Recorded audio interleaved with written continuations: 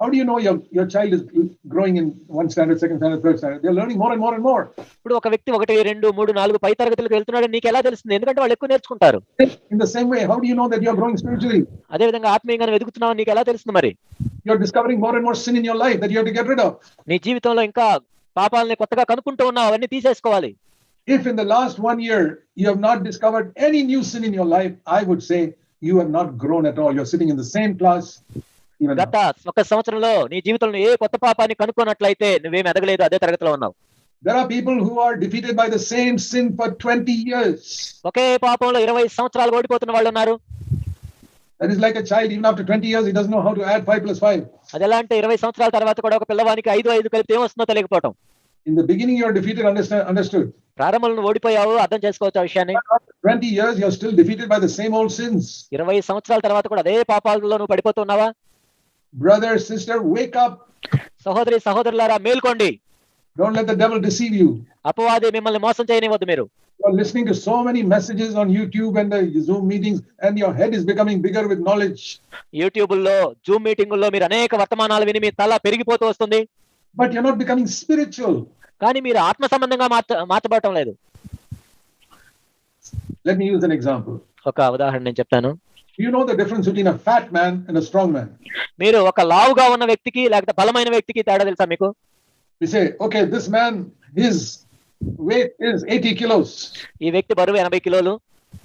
This man is 100 kilos. ఈ వ్యక్తి 100 కిలోలు ఉన్నాడు. But he's just fat. కానీ ఆ 100 కిలోలు ఏంటంటే ఊబకాయం అది. This man is 120 kilos. ఇంకో వ్యక్తి 120 కిలోలు ఉన్నాడు. But this man who is 65 kilos is much stronger than him. కానీ 65 కిలోలు ఉన్న వ్యక్తి ఆ వ్యక్తి కంటే ఎంతో బలమైన వ్యక్తి. Because strength is different from being fat. లావుగా ఉండటం వేరు, బలంగా ఉండటం వేరు.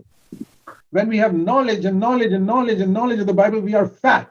మనకి బైబిల్ గురించిన సమాచారం తెలిసి ఏమవుతాం అంటే మనం లావుగా తయారవుతాం.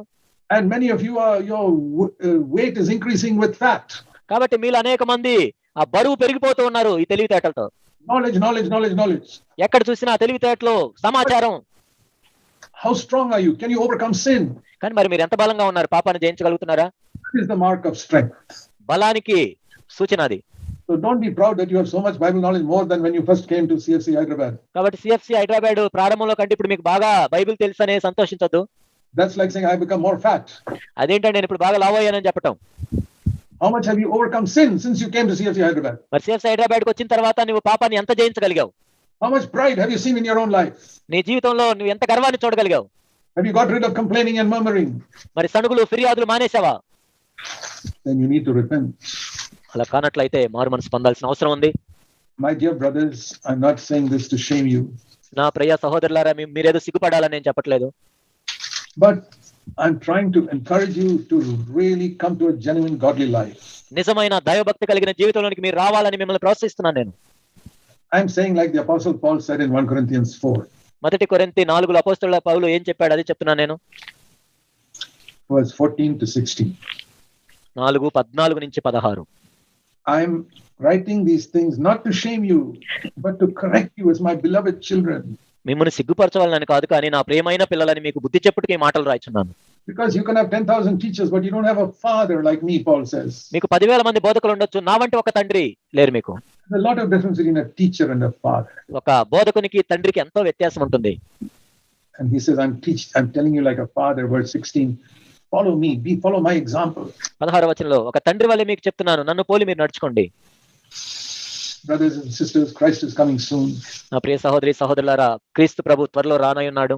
We must be ready for his coming. తన రాకడకు మనం సిద్ధపడాలి. Some of the things that are happening in the world now are just indications Christ is coming soon. ఈ లోకంలో అనేక పరిస్థితులు మనకు జరుగుతూ ఉన్నాయి. ఇవన్నీ ఏంటంటే ప్రభు రాకడకు సూచనలు అయి ఉన్నాయి. Let me show you something in Revelation 16. ప్రకటన 16లో కొన్ని విషయాలు మీకు చూపిస్తాను. Revelation chapter 16. ప్రకటన 16.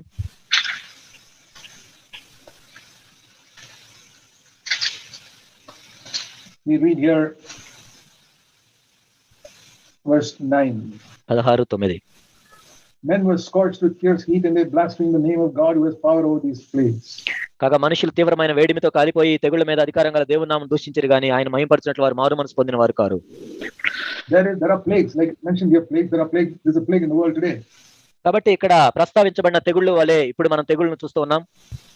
Are people, but it says here in verse 9, they did not repent to give God glory. కాబట్టి ఇక్కడ 9వ వచనంలో మనం చూస్తున్నాం, వాళ్ళు దేవుని మహింపరచడానికి మారు మనసు పొందలేదు. Why did God send the plague? Verse 9. 9వ వచనంలో దేవుడు ఇది ఎందుకు అనుమతించాడు, ఎందుకు ఈ తెగుళ్ళు పంపించాడు అని They did not దూషిస్తున్నారు. repent of their sin.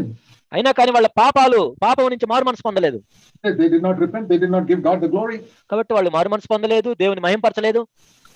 And then we read, then they had more problems, like verse 11, they had pains and sores in their body. 11వ వచనం, తమకు కలిగిన వేదనను బట్టి పుండ్లను బట్టి పరలోకమందున దేవుని దూషించారు గాని And again they did not repent. Verse 11. తమ క్రియలను మాని మారు మనసు పొందిన వారు car. They did not repent. They did not repent.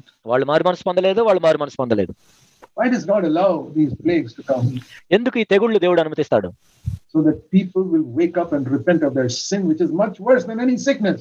కాబట్టి మనుషులు మేల్కొని మారు మనసు పొందాలని, ఎందుకంటే ఆ పాపం అనేది ఏ తెగులు కంటే కూడా భయంకరమైనది. So what should we should be people of repentance in these last days. కాబట్టి చివరి దినాల్లో మనం మారు మనసు పొందే ప్రజలుగా ఉండాలి. Then we shall be ready for the coming of the Lord. ఆ విధంగా మనం క్రీస్తు యొక్క రాకడకు మనం సిద్ధపడతాం. God is a good God. దేవుడు మంచి దేవుడై ఉన్నాడు, The loving Father. ప్రేమ గల తండ్రి అయి ఉన్నాడు. With no father that loves his children like God loves us. దేవుడు మనల్ని ప్రేమించినట్లుగా ఈ భూమి మీద ఏ తండ్రి కూడా తన పిల్లలను ప్రేమించలేడు. Sometimes the child cannot understand when the father punishes it. కొన్నిసార్లు తండ్రి శిక్షిస్తున్నప్పుడు బిడ్డకు అర్థం కాదు. But one day when that child learns to walk in a godly way, he will thank God, I had a father who punished me. కానీ ఒకనొక రోజు ఆ బిడ్డ దేవుని మార్గాలు నడుచుకుంటున్నప్పుడు అప్పుడు దేవునికి వందనాలు తెలియజేస్తాడు, నాకు మంచి తండ్రి ఉన్నాడని.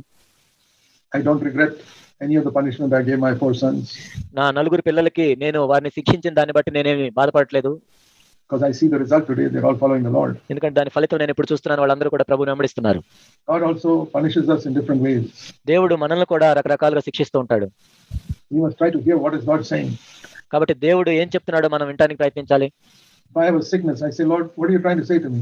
నాకు ఒక వ్యాధి వచ్చినప్పుడు, ప్రభువా నీవు ఏం చెప్పదలుచుకున్నావు నాతో? Help me to judge myself. నన్ను నేను తీర్పు తెచ్చుకోవడానికి సహాయం చేయండి. Yes, I will go to a doctor, I'll get medicine for healing, all that. నేను డాక్టర్ దగ్గరికి వెళ్ళి మందులు వాడతాను, కానీ మీరేం చెప్పదలుచుకున్నారు చెప్పండి. But that's not all. అంత మాత్రమే కాదు. I'll say, Lord, are you trying to teach me something? Let me hear it. ఓ ప్రభువా మీరు ఏదైనా చెప్తుంటే నేను వినడానికి సహాయం చేయండి. Sometimes the Lord may say, you got to be more careful about your health. కొన్నిసార్లు దేవుడు చెప్పొచ్చు, నీ ఆరోగ్యం విషయంలో జాగ్రత్త తీసుకోవాలి, కానీ You should not eat so much. Eat a little less. You're putting on too much weight. లేకపోతే నువ్వు బరువు బాగా పెరుగుతున్నావు, అంత తినాల్సిన అవసరం లేదని చెప్పొచ్చు.